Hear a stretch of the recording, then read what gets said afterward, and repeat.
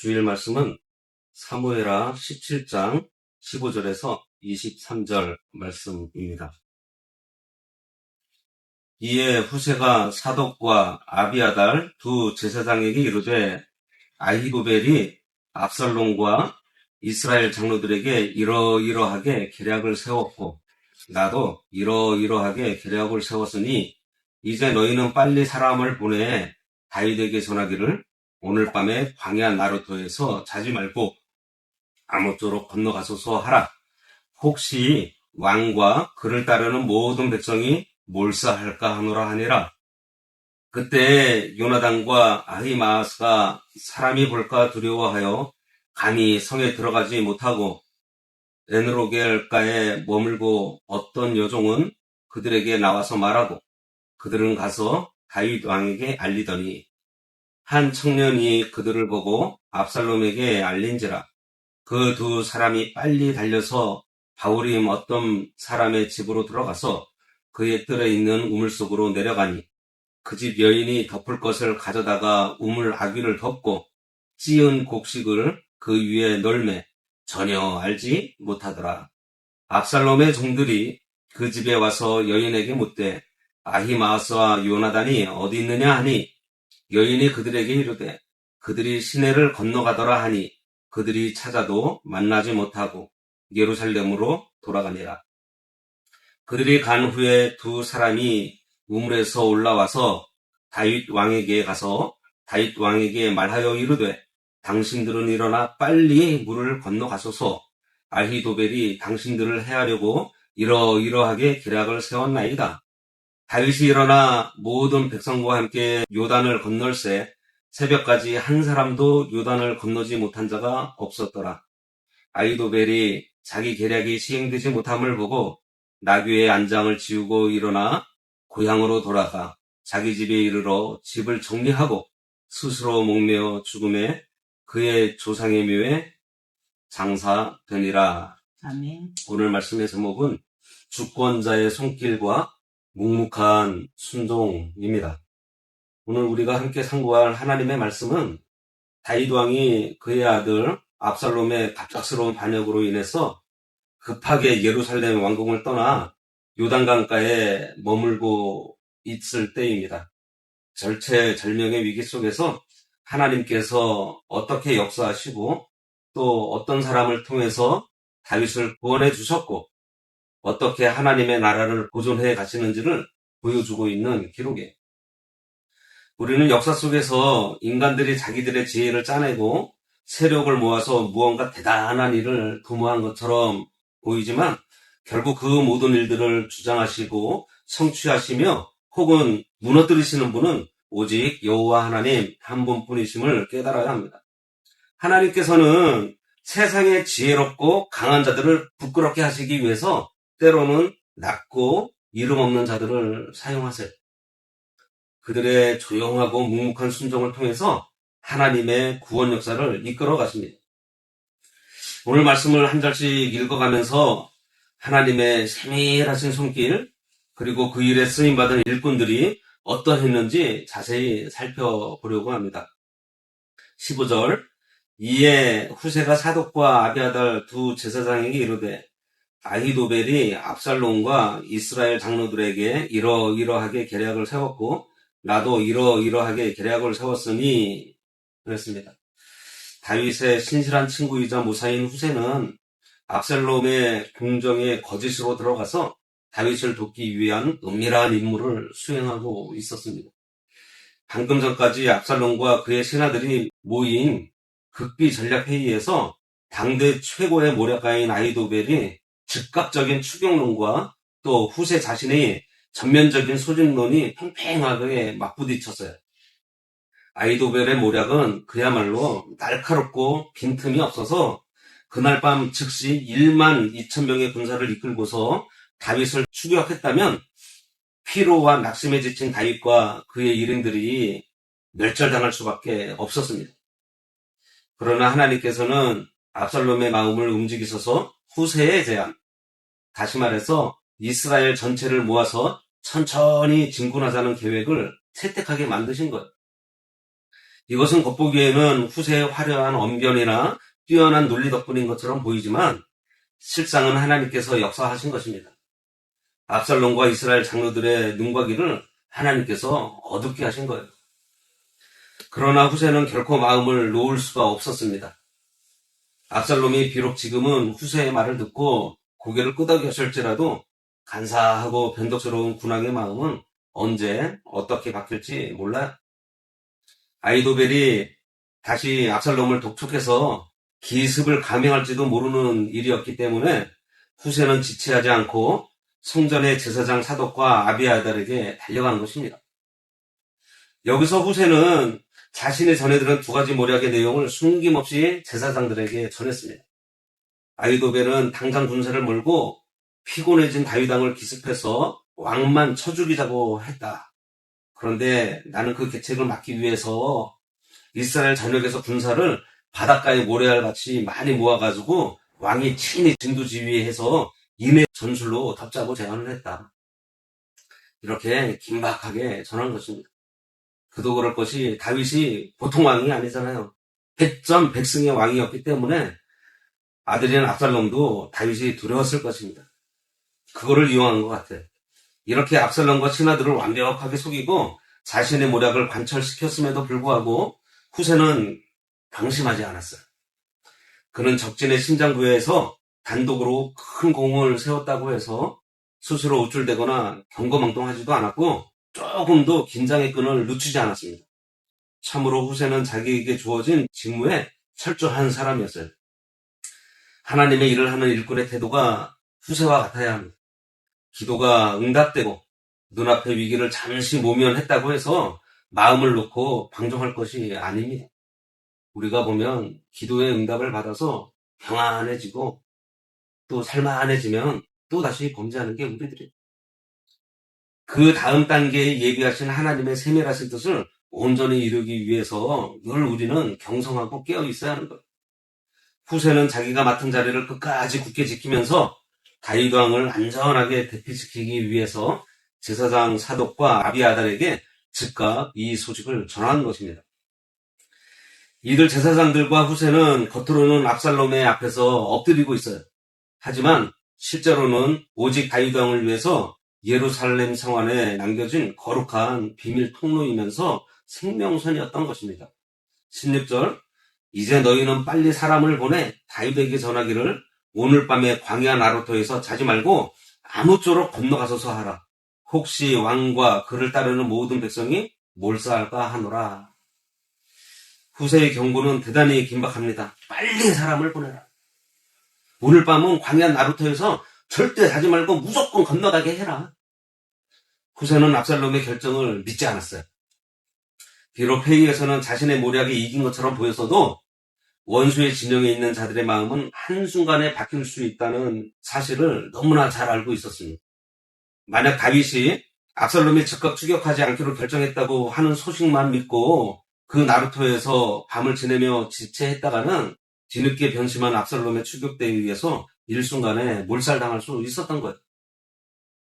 우리는 하나님의 도우심을 믿는 신앙과 인간으로서 행해야 할 최선의 조치를 혼동해서는 안 됩니다.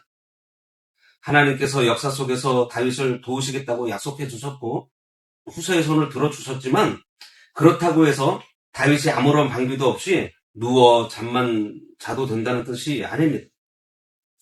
진짜 믿음은 하나님의 주권을 인정하면서도 오늘 나에게 주어진 경고와 지혜에 따라서 신속하게 움직이면서 순종하는 것. 자기에게 맡겨진 책임과 사명을 다하는 것입니다. 후세는 혹시 왕과 그를 따르는 모든 백성이 몰살할까 하노라 이렇게 얘기하면서 다윗과 그 백성들의 생명을 진정으로 아끼고 보존하려는 간절한 마음으로 이 급보를 보낸 거예요. 참된 교회와 성도는 형제의 위기를 보고서 결코 방관하지 않습니다. 누군가 영적으로 어두운 곳에 머물러 있거나 위험한 상태에 처해 있다면 아무쪼록 속히 그곳을 벗어나 건너가라고 눈물로 권면하면서 긴박하게 구원의 메시지를 전해야 합니다. 요단강을 건너서 안전지대로 가야만 살 수 있는 것처럼 성도는 어두운 세상의 나루터에서 미적거리지 말고 속히 약속의 땅, 거룩한 은혜의 자리로 요단강을 건너가듯이 건너가야 하는 것. 17절. 그때 요나단과 아히마아스가 사람이 볼까 두려워하여 감히 성에 들어가지 못하고 에누로겔가에 머물고 어떤 요정은 그들에게 나와서 말하고 그들은 가서 다윗 왕에게 알리더니 이제 예루살렘 성안에서 흘러나온 이 국가 기밀이 성 밖으로 전달되는 과정이 묘사되고 있습니다. 사독의 아들 아히마아스와 아비아달의 아들 요나단은 예루살렘 성안에 들어오지 못하고 성 밖 에누로겔 우물가에 숨어서 대기하고 있었습니다.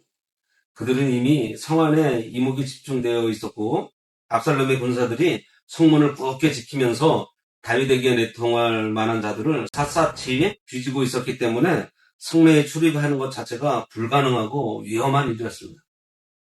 이때 이들과 제사장들을 연결해준 인물은요, 이름도 기록되지 않은 어떤 여종이었어요. 이 여종은 참으로 무명한 사람입니다. 대단한 권세가 있는 장군도 아니고 명석한 모사도 아니에요. 그저 물을 깃기 위해서 성 밖으로 오가는 지극히 평범한 보잘것없는 하녀였습니다. 그런데 하나님의 위대한 구원 역사의 연결고리는 바로 이 여종의 발걸음에서 시작되었다는 것. 여종은 제사장들에게서 받은 비밀 메시지를 가슴에 품고 머리에는 물동이를 린 채 태연하게 성문을 통과한 것입니다. 파수꾼들은 비천한 여종에 드나드는 것에 주의를 기울이지 않았어요. 그들의 똑똑한 눈은 가려졌고 여종은 조용히 에누로겔 우물가에 이르러서 기다리던 두 제사장의 아들에게 그 소식을 전합니다. 이것이 하나님 나라의 일꾼들이 일하는 방식이에요. 하나님께서는 세상에 잘나고 권력 있는 자들만 쓰시는 것이 아니라 하나님의 마음에 합한 작은 자들을 귀하게 쓰세요. 제사장 집에서 일하던 이 무명의 여종은 비록 신분은 하찮았지만 그의 마음은 이미 하나님의 뜻과 다윗 왕을 향한 충성으로 가득 차 있었습니다. 그는 자신이 맡은 일상적인 일, 뭐예요? 물 깃는 그 행위를 통해서 하나님 나라의 생명선을 이어갔던 거예요. 우리도 마찬가지입니다. 위대한 일을 도모하려고 했을 것이 아니라 매일매일 주어지는 평범한 일상 속에서 묵묵히 하나님의 말씀을 지키고 복음의 통로가 되는 삶을 살아야 합니다. 이 여종이 전해준 한마디 말이 결국 이스라엘 왕 다윗과 그를 추종한 모든 사람들을 살리는 불씨가 되었어요. 오늘날 이 세상을 살아가는 성도들의 모습도 마땅히 이 여종과 같아야 하겠습니다. 세상은 화려하고 높은 자리에 앉아 큰 소리치는 자들을 주목하고 있지만 하나님께서는 자기가 처한 평범한 자리에서 오직 주님을 향한 충성심을 품고 묵묵히 자기 일을 하는 성도를 찾고 계세요.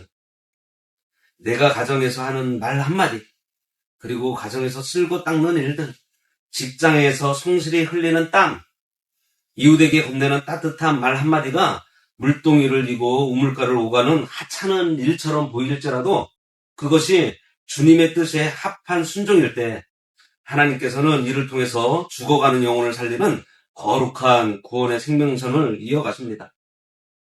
우리 모두가 이 여종처럼 이름도 없이 빛도 없이 그러나 가장 요긴하게 쓰임받는 신실한 복음의 전달자들이 되어야 하겠습니다.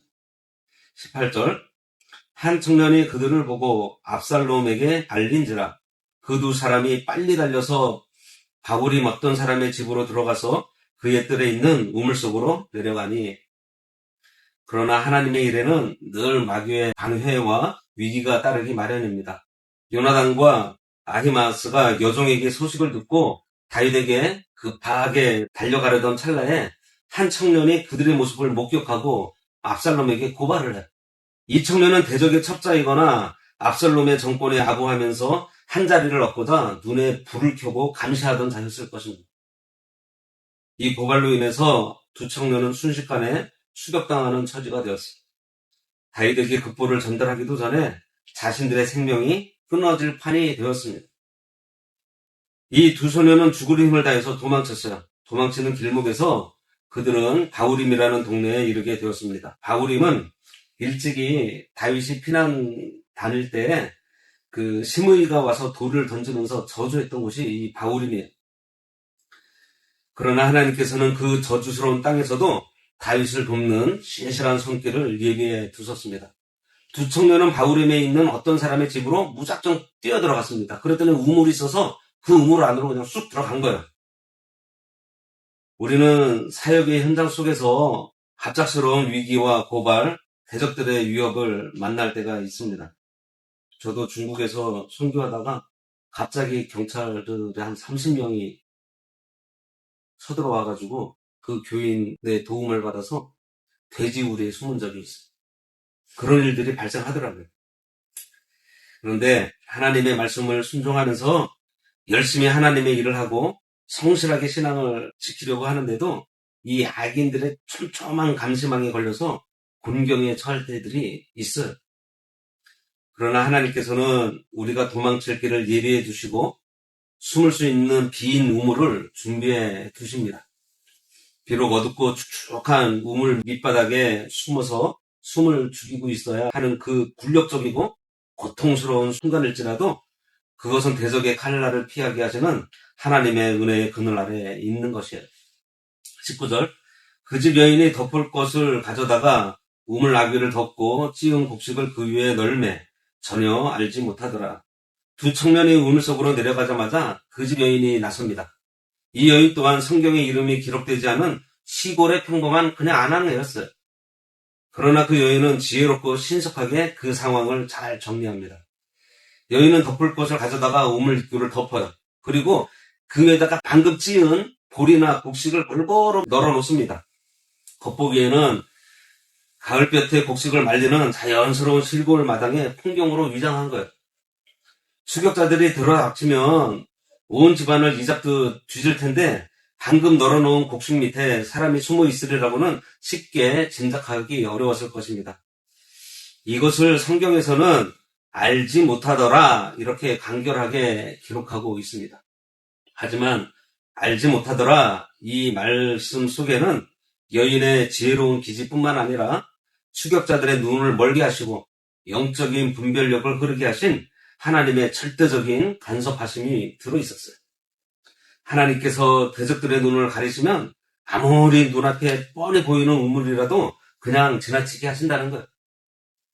이 바후림의 여인은 비록 시골 구석에 사는 이름 없는 여인이었지만 그녀도 다윗 왕을 향한 마음과 하나님 나라에 대한 열망이 확고하였던 것입니다. 만약 발각되었다면 자신과 온 가족이 압살롬의 군대에 의해서 참혹하게 죽임을 당할 수 있는 위험한 상황이었어요. 아니 어찌 보면 신고하면 포상금도 받을 수 있는 상황이었던 거예요. 그러나 이 여인은 주저하지 않고 자기 집의 우물을 그들에게 내어주었고요. 자기가 평소에 하던 일을 사용해서 하나님의 일꾼들을 보호한 것입니다. 이처럼 하나님 나라는 농사짓고 일하는 평범한 성도가 자기 마당을 내어주고 자기 멍석을 깔아주고 자기 일상생활의 지위를 발휘할 때 하나님의 구원 역사가 완성되는 것. 오늘을 사는 우리 역시 이 바후림의 여인과 같은 결단이 필요합니다. 우리는 주님의 몸된 교회와 형제를 위하는 일들에 아낌없이 내 마당을 내주고 내 멍석을 깔아줄 수 있어야 돼. 하나님의 일꾼이 공경에 처하고 교회가 어려움을 만났을 때 내 집은 안 된다. 내 일상에 방해받고 싶지 않다. 이러면서 문을 닫아 걸지 말고 내가 가진 가장 소박한 처소와 시간과 물질을 기꺼이 내어주는 헌신이 있어야 돼. 내가 가진 보잘것없는 우물과 멍석일지라도 하나님의 뜻을 위해서 내어놓을 때 주님께서는 그 작은 자리를 대적의 위협으로부터 생명을 지켜내는 강력한 구원의 요새로 삼아 주십니다. 이 여인처럼 위기의 순간에 계산하거나 방관하지 않고 하나님의 역사를 위해서 자기 삶의 자리를 기꺼이 내어드리는 담대한 일꾼들이 되어야 하겠습니다. 20절 압살롬의 종들이 그 집에 와서 여인에게 묻되 아히마하스와 요나단이 어디 있느냐? 여인이 그들에게 이르되 그들이 시내를 건너가더라 하니 그들이 찾아도 만나지 못하고 예루살렘으로 돌아가니라. 결국 압살롬의 추격대가 들이닥쳤습니다. 그들은 거칠게 이 여인을 추궁해요. 왜냐하면 그들은 두 청년이 이 집 근처로 들어오는 것을 보았거나 확실한 첩보를 가지고 온 자들이기 때문에 일촉즉발의 위기 속에서 여인은 조금도 당황하지 않고 대답합니다. 그들이 방금 저 시내를 건너갔다고 얘기를 해요. 여인의 대답은 매우 자연스러웠고 확신에 차 있었던 것 같습니다. 추격자들은 여인의 태어난 모습에 속아서 마당 구석을 샅샅이 뒤질 시간을 낭비하지 않고 곧바로 여인이 가리킨 시내 쪽으로 달려간 거예요. 그들은 시내 너머까지 샅샅이 수색했지만 이미 방향이 틀렸기 때문에 두 청년을 찾을 길이 없었습니다. 결국 그들은 지치고 낙담해서 빈손으로 예루살렘 왕궁으로 돌아가고 말았던 것입니다. 우리는 이 장면에서 하나님의 일꾼들이 위기를 돌파해 나갈 때 베풀어 주시는 하나님의 세밀한 도우심을 볼 줄 알아야 됩니다. 원수들의 기세가 아무리 당당하고 날카로워도 하나님께서 그들의 발걸음을 헛된 곳으로 돌려버리시면 그 모든 수고가 수포로 돌아가요. 여인의 침착함 그리고 담대함은 스스로의 성품에서 나온 것이 아닙니다. 그 위기의 순간에 성령께서 주신 지혜와 담대함 덕분이에요. 하나님을 신뢰하고 하나님 나라를 위해서 목숨을 거는 자들에게는요, 피할 길을 내어주시고 능히 감당하게 해주신다 그랬잖아요. 그런데 이 대목에서 우리가 한 가지 질문을 마주하게 돼요.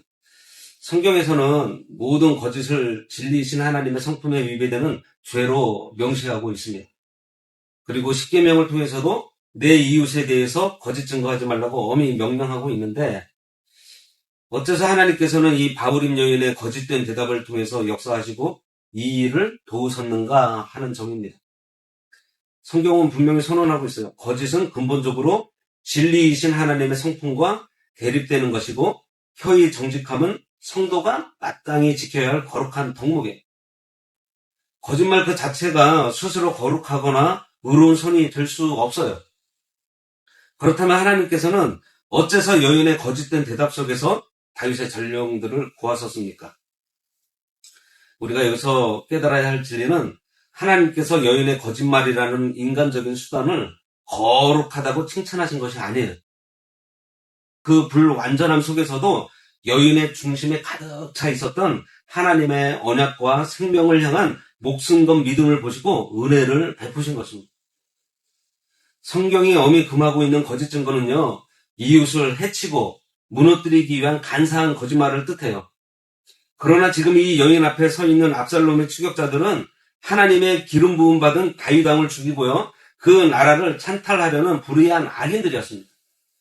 이 악인들에게 다윗의 전령들이 숨은 곳을 고이 알려주는 것은 표면적으로는 정직한 대답일지는 몰라도 실상은 무죄한 자의 피를 흘리게 방조하는 공범이 되는 길이랍니다. 하나님의 나라를 대적하는 더 큰하게 동참하는 길인 것입니다. 사탄의 유혹으로 범죄해서 타락한 이 세상 속에서는요, 때로 형제의 생명을 지켜야 하는 무거운 법과 정직해야 하는 법이 부딪히는 비극적인 위기가 찾아올 때가 있습니다. 이때 율법의 가장 근본적인 정신은 하나님을 사랑하고 이웃의 생명을 사랑하는 것. 이 바울임의 여인은 문자적인 정직함 뒤에 숨어서 하나님의 사람들을 죽음에 방치하는 비겁한 길을 택하지 않았어요. 그는 자신의 목숨이 위태로운 순간에도요, 오직 하나님의 언약을 보존하고 형제의 생명을 살리는 일, 곧 율법의 가장 무겁고 중한 법인 생명 사랑과 보존의 법을 묵묵히 따른 것입니다. 결코 우리는 이 본문을 두고 좋은 목적을 위해서라면 인간적인 거짓말과 수단을 마음대로 써도 된다 여겨서는 안 돼요. 거짓은 여전히 하나님 앞에서 온전치 못한 인간의 연약함과 허물일 뿐입니다. 그러나 하나님께서는 완벽하지 못한 인간의 한계 속에서도 의를 향한 용기와 오직 생명을 살리고 하나님의 뜻을 지키고자 몸부림치는 자들의 순종을 주권적인 은혜로 받아주시고 들어 쓰셨다는 사실을. 하나님은 여인의 불완전한 대답 속에서도 역사해 주셔서 무제한 생명을 보존해 주셨으니 이는 전적으로 우리 인간의 행위의 완전함 때문이 아닙니다. 연약한 자들의 믿음을 들어쓰시는 하나님의 주권적인 은혜인 거예요. 그러므로 우리 역시 삶의 극단적인 위기 속에서 내 종교적인 의로움을 뽐내기 위해서 형제를 위험에 빠뜨리는 어리석은 자가 되어서는 안 됩니다. 오직 하나님의 뜻과 생명을 보존하는 일에 내 모든 것을 걸고 헌신하며 어떠한 순간에도 주님의 나라와 형제를 먼저 생각하는 참된 믿음의 분별력을 소유한 신실한 일꾼들이 되는 것이 마땅해요. 21절 그들이 간 후에 두 사람이 우물에서 올라와서 다윗 왕에게 가서 다윗 왕에게 말하여 이르되 당신들은 일어나 빨리 물을 건너가소서. 아히도벨이 당신들을 해하려고 이러이러하게 계략을 세웠나이다. 추격자들이 완전히 떠나고 정적이 찾아오자 여인은 우물 입구를 열고 두 청년을 끌어올렸습니다. 우물 속에서 숨죽이고 있던 두 청년은 극적으로 살아나왔어요. 그들은 잠시도 지체하지 않고 그 길로 다윗을 향해 달려갔습니다. 그들의 다리는 피곤하고 몸은 지쳤지만 머릿속에는 오직 하나예요. 다윗 왕을 살려야 된다는 그 사명감뿐이었습니다. 마침내 다윗이 머물고 있는 것에 당도한 두 청년은 보고합니다. 당신들은 빨리 일어나서 이 요단강을 건너가야 됩니다. 아히도벨이 당신들을 해치려고 이러이러하게 무서운 계략을 지금 짜놨습니다. 빨리 가야 합니다. 이 보고는 다윗에게 있어서 하나님의 음성같이 들렸을 것입니다. 아히도벨의 모략이 얼마나 치밀하고 철저한지 다윗이 알잖아요. 두 청년의 긴박한 보고를 통해서 다윗은 사태의 심각성을 깨닫고 바로 움직입니다. 우리는 여기서 이 전달한 두 청년의 충성심을 보아야 돼. 그들은 중간에 포기하거나 자신들의 안위를 위해서 소식을 왜곡하지 않았습니다. 목숨을 걸고 끝까지 달려가서 주인의 귀에 정확한 사실을 그대로 전달한 것. 오늘날 복음을 맡은 성도들의 자세가 이래야 됩니다. 세상의 온갖 유혹과 위협 속에서도 변하지 않는 십자가의 복음, 생명의 메시지를 흐리거나 지체하지 말고 죽어가는 영혼들에게 신속하게 전해서 이 사망의 강을 건너서 생명의 땅으로 건너가라고 선포해야 하는 거예요.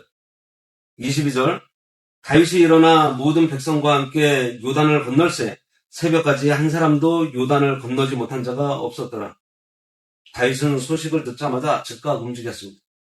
다윗이 일어나서 모든 백성과 함께 요단강을 건널 때 다윗은 왕의 권위를 내세우거나 지체하지 않았어요. 밤을 새워서 어두운 밤길을 걸어서 요단강을 건너기 시작했습니다. 요단강을 건너는 일이 쉽지 않아요. 강을 낮에 건널 때도요, 그 밑바닥이 어디서 쑥 들어갈지도 모릅니다. 네. 그런데 그것을 밤에 건넜어요. 그래 장정들만 건넌 것이 아니라 그를 따르는 어린 아이들도 있었고 여자들도 있었고 늙은 사람들도 있었고 가축들도 있었습니다. 그것도 한밤중에 물을 건너는 일은 대단히 혼란스럽고 위험한 일이에요. 그러나 여기 놀랍게도 그 영광스러운 승리의 선언을 기록하고 있어요. 새벽까지 한 사람도 요단강을 건너지 못한 자가 없었다. 밤새도록 요단강을 건너는데 아침 해가 떠오를 때 보니까 그 수많은 피난민 중에서 단 한 사람도 낙오하는 사람 없이 다 건너간 것입니다. 이것은 기적이에요. 인간의 조직력이나 통제력만으로는 불가능한 일입니다. 뒤에서는 반역자의 군대가 쫓아올지도 모른다는 극도의 공포로 막 서두르면서 건넜을 텐데 어두운 밤중에 강을 건너는 이 모든 과정의 배후에 하나님의 은혜의 장막이 덮여 있었던 것입니다. 하나님께서는 자기 백성을 한 사람도 버려두지 않고 끝까지 책임지세요. 새벽이 오기 전에 대적들이 쫓아오기 전에 모두를 안전한 요단강 건너편 마하나임 지대로 인도하셨던 것입니다. 성도의 삶 속에도 밤새도록 차디찬 요단강을 건너는 것 같은 고난과 피난의 시기가 때로 있습니다. 사방은 어둡고 앞길은 보이지 않고 차가운 강물은 이 발목을 적시고 있어요. 그러나 묵묵히 하나님의 인도를 따라서 걷다 보면 마침내 광명의 새벽이 찾아오고 이렇게 돌아보았을 때 한 사람도 낙오 없이 온전히 구원의 언덕에 서게 하시는 하나님의 위대한 역사를 목격하게 될 것입니다. 23절 아히도벨이 자기 계략이 시행되지 못함을 보고 나귀의 안장을 지우고 일어나 고향으로 돌아가 자기 집에 이르러 집을 정리하고 스스로 목매어 죽음에 그의 조상의 묘에 장사되니라. 마지막 23절은 당대의 최고의 지략가이자 다윗을 배반하고 압살롬 편에 섰던 아히도벨의 참담한 최후를 기록하고 있습니다. 아히도벨은 자신의 기습모략이 거부당하고 후세의 인해전술 모략이 채택되는 것을 본 그 순간 직감했던 거예요. 이제 이 정권은 끝났구나. 압살롬은 망할 것이고 다윗은 다시 살아나서 왕권을 회복하게 될 것을 깨달은 것입니다. 아히도벨은 똑똑한 사람이었기 때문에 앞날을 정확히 예측할 수 있었어요. 다윗이 돌아오는 날 반역의 수괴 노릇을 했던 자신이 당할 비참한 조롱과 처형을 견딜 수 없어서 스스로 목숨을 끊은 것입니다. 그는 조용히 나귀의 안장을 지우고 고향집으로 내려갔습니다. 그리고 차분하게 집안일을 정리한 다음에 스스로 목을 메어서 생을 마감합니다. 참으로 비참하고 허망한 죽음에 당대 최고로 영속했고 그의 말이라면 마치 하나님의 계시를 받은 것처럼 여겼던 그 인물이 결국 자기 꾀에 빠져서 스스로 파멸의 길을 걷고 만 것입니다. 아히도벨의 실패와 죽음은 우리들에게도 엄중한 교훈을 주고 있습니다. 세상에서 아무리 지혜가 출중하고 똑똑하고 변함없는 계책을 세워도 하나님의 뜻과 대적하는 자리에 서 있는 지혜는요, 스스로를 찌르는 칼날로 돌아온다는 것입니다. 아히도벨은 개인적인 감정과 안목에 사로잡혀 있었던 거예요. 다윗의 인간적인 허물과 범죄, 다시 말해서 바세바 사건으로 인한 개인적인 원한에 눈이 멀어서 비록 징계를 받을지언정 아직도 다윗을 버리지 않으시고 이스라엘의 언약적 왕으로 붙들고 계시는 하나님의 원대한 구원 역사를 바라보지 못한 것입니다. 그는 다윗 한 사람을 위하다가 결국 하나님을 대적하는 자리에 서게 된 것이에요. 그런 경우들 많이 있습니다. 교회 내에서 멘토로 삼았던 자나 아니면 목사님이나 장로님이나 한 개인을 원망하다가 믿음을, 신앙생활을 저버리는 사람들이 많이 있어요. 아히도벨과 같은 사람입니다. 그러다 보니 하나님의 주권적인 손길에 의해서 그의 모든 지혜가 어리석음으로 변해버린 것입니다. 반면에 이 위기 속에서도 이름 없이 빛도 없이 쓰임 받았던 사람들을 보세요. 예루살렘의 모사 후세, 사독과 아비아달 제사장, 그리고 성전 제사장 집의 하녀, 위험을 무릅쓰고 달려나간 요나단과 아히마아스, 그리고 바울임의 이름 없는 시골 아낙네까지 그들은 세상적인 지위나 명색은 아히도벨에 비할 바 없이 초라했습니다. 그러나 그들은 다윗을 통해서 이루어가시는 하나님의 언약과 역사를 믿음의 눈으로 바라보았습니다. 다윗 개인의 실수를 보기보다 하나님의 기름 부음 받은 자를 보존하여 그 나라를 세워가시는 하나님의 뜻을 보았던 것. 그렇게 그들은 자신의 생명이 위태로운 지경에 처하더라도 기꺼이 자기 위치에서 연결고리가 되어 주었습니다. 물을 깃는 아주 작은 일상부터 마당 구석에 빈 우물을 내어주는 작은 협력까지 각자의 분량대로 묵묵히 헌신했던 것입니다. 이들의 조용하고 유기적인 연합과 순종이 결국 다윗 왕을 살렸고 이스라엘 나라를 보존했고 장차 그 계보를 통해 오실 만왕의 왕 예수 그리스도의 길을 예비하는 거룩한 통로가 된 것입니다. 우리는 어느 자리에 서야 할까요? 내 짧은 머리와 세상의 세력을 믿고 아히도벨처럼 하나님을 대적하는 교만한 자리에 서야 하겠습니까? 아니면 비록 비천하고 무명할지라도 하나님의 주권을 인정하며 묵묵히 그 나라의 일꾼으로 썩어지는 미랄이 되겠습니까? 우리의 하루 일상이 하나님의 거룩한 구원 역사에 귀한 연결고리가 되기를 간절히 소망합니다. 기도하겠습니다. 역사와 생명의 주관자가 되시는 하나님 아버지, 인간의 온갖 깨와 세상의 요란함 속에서도 오직 하나님의 선하신 뜻만이 온전히 서게 됨을 믿습니다. 아멘. 오늘 우리에게 바울임의 여인과 세세상 집의 하녀와 같이 이름도 없이 빛도 없이 자기 자리에서 자기 맡은 바 묵묵히 헌신하는 순종의 믿음을 허락하여 주시옵소서. 아멘. 내 생각과 내 감정을 다 내려놓고 오직 하나님 아버지의 뜻을 구하게 하시며 인생의 어두운 밤을 지날 때에도 마침내 낙오자 없이 요단강을 건너게 하실 구원의 새벽을 바라보며 승리하는 저희 모두가 되게 하여 주시옵소서. 아멘. 내일부터 있을 전원합로의 교회학교 수련회를 하나님께서 허락하여 주셨사오니 참여하는 모든 자마다 은혜 가운데 머물며 더욱더 하나님을 알아가는 지식으로 자라날 수 있는 귀한 시간 되도록 인도하여 주시옵소서. 아멘. 예수님의 이름으로 기도드리옵나이다. 아멘. 아멘.